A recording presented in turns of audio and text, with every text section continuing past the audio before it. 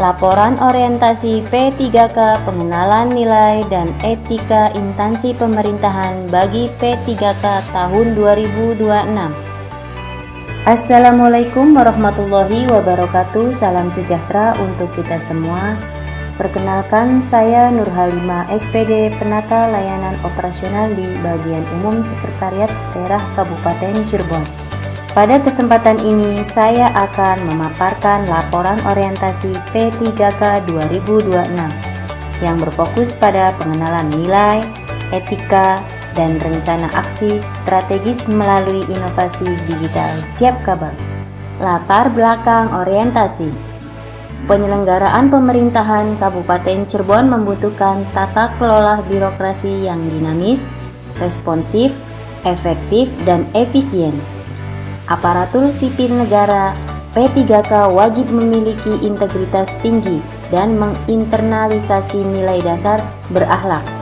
Setiap tugas fungsional, adaptasi transformasi digital menjadi kebutuhan mendesak untuk menyelesaikan hambatan birokrasi dan mempercepat pelayanan publik yang terintegrasi.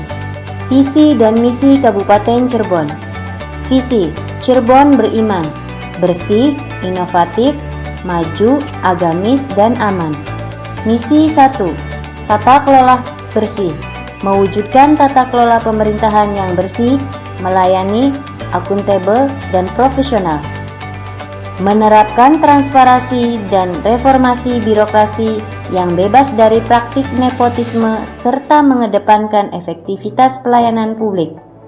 Misi kedua, ekosistem inovatif. Menciptakan ekosistem inovatif yang di lingkungan pemerintahan, fokus pada percepatan digitalisasi layanan dan penguatan sumber daya manusia yang adaptif, unggul, serta kompetitif dalam pemanfaatan teknologi informasi. Struktur organisasi bagian umum. Struktur organisasi bagian umum terdiri dari 3 pilar, yaitu diantaranya adalah tata usaha dan kepegawaian, yang bertugas melaksanakan pengelolaan administrasi perkantoran, persuratan terpadu, dan kepegawaian internal di lingkup Sekretariat Daerah Kabupaten Cirebon. Perlengkapan mengenai manajemen aset, logistik, pengadaan barang, serta distribusi kebutuhan material untuk kelancaran operasional kerja pemerintahan. Dan rumah tangga bertanggung jawab atas pengelolaan pemeliharaan gedung, standar kebersihan fasilitas, serta kesiapan akomodasi pimpinan daerah. Tupoksi penata layanan operasional. Saya sebagai penata layanan operasional, tugas saya mencakup menyusun rencana kegiatan, membuat kerangka kerja manajerial yang sistematis untuk pengelolaan layanan operasional dan agenda harian pimpinan, melaksanakan kegiatan pengelolaan, mengatur jalannya operasional layanan secara terarah untuk memastikan kelancaran administrasi pimpinan bagian umum, memantau dan mengevaluasi, mengukur dan menilai tingkat keberhasilan pelaksanaan kegiatan operasional untuk mencari celah perbaikan, menyusun laporan berkala, membuat dokumentasi laporan pelaksanaan kegiatan secara akurat, transparan, dan akuntabel sesuai dengan SOP kepegawaian. Identifikasi permasalahan. Belum optimalnya informasi pelimpahan jadwal kegiatan pimpinan. Saat ini, pembuatan jadwal kegiatan kepala bagian umum masih mengandalkan split sheet manual dan pelimpahan tugas masih menggunakan disposisi fisik. Kondisi ini rentan menyebabkan keterlambatan informasi, miskomunikasi antar subbagian, bentrok jadwal, dan persiapan operasional acara yang tidak matang. Identifikasi isu dan permasalahan tata kelola. Pertama, keterlambatan informasi. Pengelolaan agenda masih bergantung pada sistem manual atau buku catatan. Yang kedua, duplikasi dan bentrok jadwal.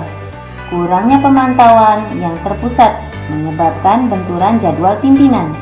Yang ketiga, pelimpahan tugas tidak jelas, tidak terdokumentasi dengan baik, menyulitkan monitoring tanggung jawab.